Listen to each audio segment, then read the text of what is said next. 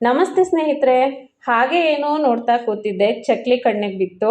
ಹಳೆ ಮನೇಲಿದ್ದಾಗ ಆಗೊಂದ್ಸಲಿ ಈಗೊಂದ್ಸರಿ ಮಾಡ್ತಾ ಇದ್ದೆ. ಆದರೆ ಈ ಹೊಸ ಮನೆಗೆ ಬಂದ್ವಿ ಕೆಲಸದಲ್ಲಿ ಬ್ಯುಸಿಯಾಗಿ ಹೋಗಿ ಈ ಚಕ್ಲಿ ಮಾಡೋದೇ ಆಗಿರಲಿಲ್ಲ. ಸರಿ ಇವತ್ತು ಚಕ್ಲಿ ಮಾಡೋಣ ಅಂತ ಅಂದ್ಕೊಂಡ ತಕ್ಷಣ ಚಕ್ಲಿ ಆಗಲ್ಲ ಅಲ್ವಾ? ಅದಕ್ಕೆಲ್ಲ ಇಂಗ್ರೀಡಿಯೆಂಟ್ಸ್ ಇದೆಯೋ ಇಲ್ವೋ ಚೆಕ್ ಮಾಡ್ಕೋಬೇಕು. ಸೊ ಬಂದು ಫಸ್ಟ್ ಚೆಕ್ ಮಾಡಿದೆ, ಆದರೆ ಚಕ್ಲಿ ಒಳ್ಳೆ ಎಲ್ಲೋ ಇಟ್ಬಿಟ್ಟಿದ್ದೆ. ಅದನ್ನು ಹುಡ್ಕೋದ್ರಲ್ಲೇ ಒಂದು 10 ನಿಮಿಷ ಕಳೆದೋಗ್ಬಿಡ್ತು. ಫೈನಲಿ ಚಕ್ಲಿ ಒಳ್ಳೆ ಸಿಕ್ತು. ಅಚ್ಚು ಸ್ಕೂಲಿಂದ ಬರೋಷ್ಟರಲ್ಲೇ ಚಕ್ಲಿ ರೆಡಿ ಆಗಿದ್ರಂತೂ ಅವ್ನು ತುಂಬಾ ಖುಷಿ ಪಡ್ತಾನೆ. ಯಾಕಂದರೆ ಈ ಚಕ್ಲಿ ಅವನಿಗೆ ಒಂದು ರೀತಿ ಫೇವ್ರೆಟ್ ಫುಡ್ ಅಂತಲೇ ಹೇಳ್ಬೋದು. ಹೊರಗಡೆ ಕಿರಾಣಿ ಅಂಗಡಿ ಅಲ್ಲಿಗೆಲ್ಲ ಹೋದಾಗ ಮೊದಲು ಅವ್ನು ಇಷ್ಟಪಟ್ಟು ಚಕ್ಲಿನ ತಗೊಳ್ತಾನೆ. ಸೊ ಅದಕ್ಕೆ ಅವ್ನು ಬರೋಷ್ಟರಲ್ಲೇ ಪ್ರಿಪೇರ್ ಮಾಡೋಣ ಅಂತ ಅಂದ್ಕೊಂಡೆ. ನಾನೊಂದು 3-4 ಥರ ಚಕ್ಲಿ ಮಾಡ್ತೀನಿ. ಅದರಲ್ಲಿ ತುಂಬಾ ಕ್ವಿಕ್ಕಾಗಿ ಇನ್ಸ್ಟೆಂಟಾಗಿ ರೆಡಿ ಆಗುವಂಥ ಚಕ್ಲಿನ ಈಗ ಮಾಡ್ತಾ ಇರೋದು.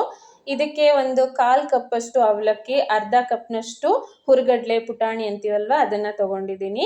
ಇವೆರಡನ್ನೂ ಲೈಟಾಗಿ ಒಂದು 2 ಸೆಕೆಂಡ್ವರೆಗೂ ಫ್ರೈ ಮಾಡ್ಕೋಬೇಕು. ಫ್ರೈ ಮಾಡದೆ ಹಾಕಿದ್ರೂ ಕೂಡ ನಡೆಯುತ್ತೆ. ಆದರೆ ಫ್ರೈ ಮಾಡಿ ಹಾಕಿದಾಗ ಇವು ಎರಡು ಹಗುರ ಆಗುತ್ತಲ್ವ, ಚಕ್ಲಿ ಹಿಟ್ಟು ಹಗುರವಾಗಿದ್ರೇ ತುಂಬ ಚೆನ್ನಾಗಿ ಬರೋದು, ಕ್ರಿಸ್ಪಿಯಾಗಿ ಬರುತ್ತೆ, ಹಾಗೆಯೇ ಕಟ್ಟಾಗಲ್ಲ ಮಾಡುವಾಗ. ಸರಿ, ಇದನ್ನು ಇವಾಗ ಒಂದು 2-3 ಸೆಕೆಂಡ್ವರೆಗೂ ಫ್ರೈ ಮಾಡ್ಕೊಂಡಿದ್ದೀನಿ. ಅದಾದಮೇಲೆ ಸ್ವಲ್ಪ ತಣ್ಣಗಾಗೋದಕ್ಕೆ ಬಿಟ್ಟು ನಾನು ಊಟ ಮುಗಿಸಿದ ಮೇಲೆ ನೆಕ್ಸ್ಟ್ ಇದನ್ನು ಕಂಟಿನ್ಯೂ ಮಾಡ್ತಾ ಇದ್ದೀನಿ. ತಣ್ಣಗಾಗಿರೋ ಇದನ್ನು ಒಂದು ಮಿಕ್ಸಿ ಜಾರಿಗೆ ಹಾಕಿ ಚೆನ್ನಾಗಿ ಪೌಡರ್ ಮಾಡ್ಕೋಬೇಕು. ಸೊ ಇದನ್ನು ಒಂದ್ಸಾರಿ ಜಲ್ದಿ ಹಿಡಿದು ತೊಗೊಳ್ಳೋದೇ ಒಳ್ಳೆಯದು. ಯಾಕಂದರೆ ಇದರಲ್ಲಿ ಇನ್ನೂ ಕೂಡ ಚಿಕ್ಕದಾಗಿ ಪುಟಾಣಿ ಉಳ್ಕೊಂಡಿರುತ್ತಲ್ವ, ಸೊ ಎಲ್ಲದನ್ನು ಜಲ್ದಿ ಇಟ್ಕೊಂಡು ತೊಗೊಂಡ್ರೆ ಒಳ್ಳೆಯದು. ಹಾಗೆ 1/4 ಕಪ್ಪು ಅವಲಕ್ಕಿ, ಅರ್ಧ ಕಪ್ಪು ಪುಟಾಣಿಗೆ ಅರ್ಧ ಕಪ್ನಷ್ಟು ನಾನು ಅಕ್ಕಿ ಹಿಟ್ಟನ್ನು ತೊಗೊಂಡಿದ್ದೀನಿ. ಈ ಅಕ್ಕಿ ಹಿಟ್ಟು ನಮ್ಮ ಮನೇಲಿ ಯಾವಾಗಲೂ ರೆಡಿ ಇರುತ್ತೆ, ಬಿಳಿ ಹೋಳಿಗೆ ಅದೆಲ್ಲ ಮಾಡೋದಕ್ಕೆ.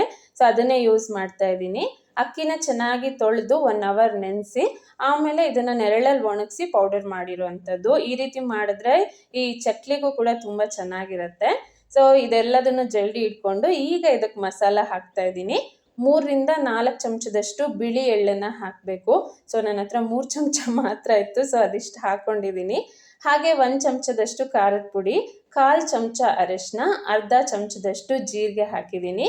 ಹಾಗೆಯೇ ಅಜ್ವಾನ 1 ಚಮಚ ಹಾಕ್ಕೊಂಡು ಈ ರೀತಿ ಕೈಯಲ್ಲಿ ಉಜ್ಜಿ ಆಮೇಲೆ ಹಾಕಬೇಕು. ಆವಾಗಲೇ ಅದು ಫ್ಲೇವರ್ ಚೆನ್ನಾಗಿ ಬಿಟ್ಕೊಳ್ಳೋದು. ಇನ್ನು ಸ್ವಲ್ಪ ಇಂಗನ್ನು ಕೂಡ ಇದಕ್ಕೆ ಹಾಕಿದ್ದೀನಿ. ಇದಿಷ್ಟು ಹಾಕಿ ಉಪ್ಪು ಹಾಕೋದನ್ನು ಮರ್ತೋಗ್ಬಿಟ್ಟಿದ್ದೆ. ಸೊ ಮಿಕ್ಸ್ ಮಾಡಿದ ಮೇಲೆ ನೆನಪಾಯಿತು ಉಪ್ಪು ಹಾಕಿಲ್ಲ ಅಂತ. ಸರಿ, ರುಚಿಗೆ ತಕ್ಕಷ್ಟು ಉಪ್ಪನ್ನು ಕೂಡ ಇದಕ್ಕೆ ಹಾಕಿ ಚೆನ್ನಾಗಿ ಮಿಕ್ಸ್ ಮಾಡಿಕೊಂಡೆ. ಅಷ್ಟರಲ್ಲಿ ನಾನು ಒಂದು ಸೈಡು ಎಣ್ಣೆ ಕಾಯೋದಕ್ಕೆ ಇಟ್ಟಿದ್ದೆ. ನಾವು ಈ ಚಕ್ಲಿ ಹಿಟ್ಟನ್ನು ರೆಡಿ ಮಾಡ್ಕೊಳ್ಳೋಷ್ಟೊತ್ತಿಗೆ ಎಣ್ಣೆ ಕಾದಿರಬೇಕು, ಆವಾಗ ಇಮಿಡಿಯೇಟಾಗಿ ಮಾಡೋದಕ್ಕಾಗತ್ತೆ. ಈ ಕಾದಿರೋ ಎಣ್ಣೆನಲ್ಲೇ ಒಂದು 5-6 ಚಮಚದಷ್ಟು ಎಣ್ಣೆನ ಈಗ ಮೊದಲು ಹಾಕ್ಕೊಳ್ತಾ ಇದ್ದೀನಿ. ಇದು ಇಷ್ಟಾದರೆ ಸಾಕಾಗಲ್ಲ, ಇದಕ್ಕೆ ಇನ್ನೂ ಒಂದು 2 ಚಮಚದಷ್ಟು ಬೇಕಾಗತ್ತೆ. ಆದರೆ ಫಸ್ಟಿಗೆ ಹಾಕೋದ್ಕಿಂತ ಮೊದಲು ಇದನ್ನು ಹಾಕಿ ಚೆನ್ನಾಗಿ ಮಿಕ್ಸ್ ಮಾಡಿ ನೋಡಬೇಕು. ಸರಿ ಹೋಗಿಲ್ಲ ಅಂದಾಗ ಮತ್ತೆ ನಾನೊಂದು 3 ಚಮಚದಷ್ಟು ಎಣ್ಣೆ ಹಾಕ್ಕೊಂಡು ಚೆನ್ನಾಗಿ ಕೈಯಲ್ಲಿ ಇದನ್ನು ಕಲಿಸ್ಕೊಳ್ತಾ ಇದ್ದೀನಿ. ಕೈಯಲ್ಲಿ ಈ ರೀತಿ ಕಲಿಸಿದಾಗ ಈ ರೀತಿ ಉಂಡೆ ಕಟ್ಟಿದಾಗ ಉಂಡೆ ಬರಬೇಕು. ಉಂಡೆ ಬರ್ತಾ ಇದೆ ಅಂದಾಗ ನಿಮ್ಮ ಚಕ್ಲಿ ಹಿಟ್ಟು ಪರ್ಫೆಕ್ಟಾಗಿ ರೆಡಿ ಆಗಿದೆ ಅಂತ ಹೇಳಿ. ನೋಡಿ ಎಷ್ಟು ಚೆನ್ನಾಗಿ ಉಂಡೆ ಬಂತಲ್ವ. ಈ ರೀತಿ ಆಗಿದೆ ಅಂದಾಗ ಇದಕ್ಕೆ ಮತ್ತೆ ಬಿಸಿ ನೀರನ್ನೇ ಹಾಕಿ ಕಲಿಸ್ಕೋಬೇಕು. ತಣ್ಣೀರು ಹಾಕಿದ್ರೆ ಮಧ್ಯದಲ್ಲಿ ಚಕ್ಲಿ ಒತ್ತುವಾಗ ಕಟ್ಟಾಗ್ಬಿಡುತ್ತೆ. ಹಾಗಾಗಿ ಬಿಸಿ ನೀರು ಹಾಕಿದ್ರೇ ಒಳ್ಳೆಯದು. ಬಿಸಿ ನೀರನ್ನು ಕೂಡ ಸ್ವಲ್ಪನೇ ಹಾಕಿ ನೀಟಾಗಿ ಮಿಕ್ಸ್ ಮಾಡ್ತಾ ಹೋಗಬೇಕು. ಯಾಕೆಂದರೆ ಹಿಟ್ಟು ತುಂಬ ತೆಳುವಾಗಬಾರ್ದು, ಹಾಗೆ ತುಂಬಾ ಗಟ್ಟಿ ಆಗಬಾರ್ದು. ನಾರ್ಮಲಾಗಿ ನಾವು ಚಪಾತಿ ಹಿಟ್ಟಿನ ಹದಕ್ಕೆ ಕಲಿಸ್ಕೊಳ್ತೀವಲ್ವ, ಅದಕ್ಕಿಂತ ಸ್ವಲ್ಪ ಗಟ್ಟಿ ಇದ್ದರೆ ಸಾಕು. ನೋಡಿ ಈ ರೀತಿ ನಾವು ಜಸ್ಟ್ ಈ ಬೆರಳನ್ನು ಇದಕ್ಕೆ ಪ್ರೆಸ್ ಮಾಡಿದ್ರೆ ಈ ರೀತಿ ಆಗಬೇಕು.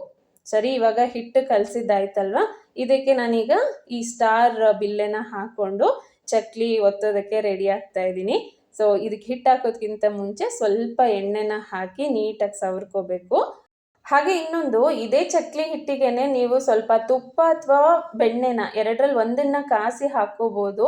ಅದು ಕೂಡ ಟೇಸ್ಟ್ ತುಂಬಾ ರುಚಿಯಾಗಿರುತ್ತೆ. ಇನ್ನು ಈ ಹಿಟ್ಟಲ್ಲಿ ಈ ರೀತಿ ಒಂದು 3-4 ಉಂಡೆಗಳಾಗುತ್ತೆ.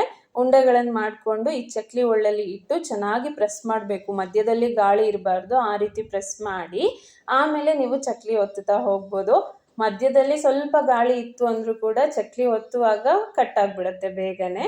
ಮಕ್ಕಳಿಗೆ ಹೊರಗಡೆಯಿಂದ ಎಲ್ಲ ಈ ರೀತಿ ಕರೆದಿರೋ ಐಟಮ್ನ ತಂದು ಕೊಡ್ತೀವಲ್ವ, ಅವರು ಯಾವ ಎಣ್ಣೆಯಿಂದ ಕರೆದಿರ್ತಾರೋ ಒಂದು ಗೊತ್ತಿರೋದಿಲ್ಲ. ಮನೆಯಲ್ಲೇ ಈ ರೀತಿ ಫ್ರೆಶ್ ಆಗಿ ಮಾಡಿಕೊಟ್ಟಾಗ ನಮ್ಮ ಮನಸ್ಸಿಗೂ ನೆಮ್ಮದಿ ಇರುತ್ತೆ, ಮಕ್ಕಳು ತುಂಬ ಖುಷಿಪಟ್ಟು ತಿಂತಾರೆ. ಇನ್ನು ಇದನ್ನು ನಾವು ಸ್ಟೋರ್ ಮಾಡ್ಕೊಂಡು ಕೂಡ ತಿನ್ಬೋದಲ್ವಾ.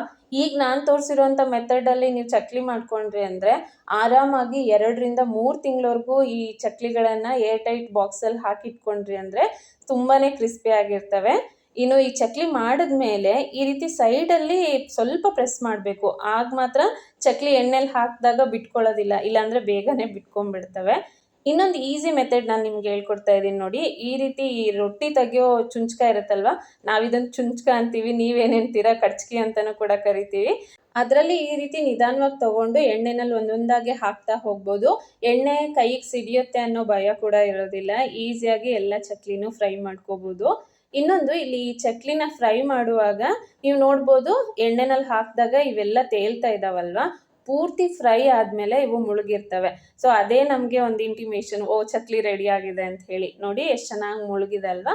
ಈಗ ಈ ಚಕ್ಲಿ ಪರ್ಫೆಕ್ಟಾಗಿ ಫ್ರೈ ಆಗಿದೆ ಅಂತ ಹೇಳಿ ಈ ಟೈಮಲ್ಲಿ ಇದನ್ನು ತೆಗೆದು ಒಂದು ಜಲ್ಡಿನಲ್ಲಿ ಹಾಕಿಟ್ಬಿಟ್ರೆ ಎಕ್ಸ್ಟ್ರಾ ಇರೋ ಎಣ್ಣೆ ಕೂಡ ಚೆನ್ನಾಗಿ ಕೆಳಗಿಳಿದ್ಬಿಡತ್ತೆ. ಮನೆಯಲ್ಲಿ ಎಲ್ಲ ಇಂಗ್ರೀಡಿಯೆಂಟ್ಸ್ ರೆಡಿ ಇದ್ದರೆ ಈ ರೀತಿ ಚಕ್ಲಿ ಮಾಡೋದು ಒಂದು 15ರಿಂದ 20 ನಿಮಿಷದ ಕೆಲಸ ಅಷ್ಟೇ. ಫ್ರೈ ಮಾಡೋದಕ್ಕೆ ಸ್ವಲ್ಪ ಟೈಮ್ ತೊಗೊಳುತ್ತೆ, ಅದು ಬಿಟ್ಟರೆ ತುಂಬಾ ಈಸಿ ಆಗಿಬಿಡತ್ತೆ. ಹಾಗೆ ಫ್ರೈ ಮಾಡೋದು ಅಂದ ತಕ್ಷಣ ನೆನಪಾಯಿತು, ಇದನ್ನು ಜೋರು ಉರಿ ಅಂದರೆ ಹೈ ಫ್ಲೇಮಲ್ಲಿ ಇಟ್ಕೊಂಡು ಫ್ರೈ ಮಾಡಬಾರ್ದು, ಲೋ ಟು ಮೀಡಿಯಮ್ ಫ್ಲೇಮಲ್ಲಿ ಇಟ್ಕೊಂಡು ಫ್ರೈ ಮಾಡಿದ್ರೆ ಮಾತ್ರ ಕ್ರಿಸ್ಪಿನೆಸ್ ತುಂಬ ಚೆನ್ನಾಗಿ ಬರೋದು.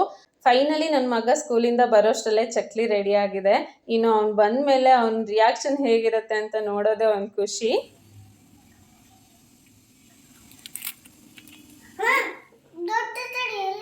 ದೊಡ್ಡ ಚಕ್ಲಿ ಬೇಕಾ ನಿಂಗೆ? ಎಸ್, ತಗೋ.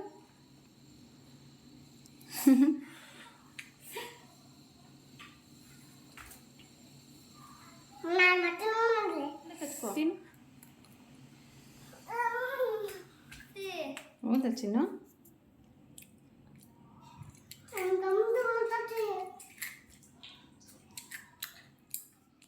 ಸೊ ಇದಿಷ್ಟು ಇವತ್ತಿನ ಪುಟಾಣಿ ವ್ಲಾಗ್. ಐ ಹೋಪ್ ಇಷ್ಟ ಆಗಿದೆ ಅಂತ ಅಂದ್ಕೊಳ್ತೀನಿ. ಇಷ್ಟ ಆದರೆ ವಿಡಿಯೋನ ಲೈಕ್ ಮಾಡಿ, ಹಾಗೆ ಚಾನಲನ್ನು ಸಬ್ಸ್ಕ್ರೈಬ್ ಮಾಡ್ಕೊಳ್ಳಿ. ಸಿಗ್ತೀನಿ ನೆಕ್ಸ್ಟ್ ವ್ಲಾಗಲ್ಲಿ. Thank you.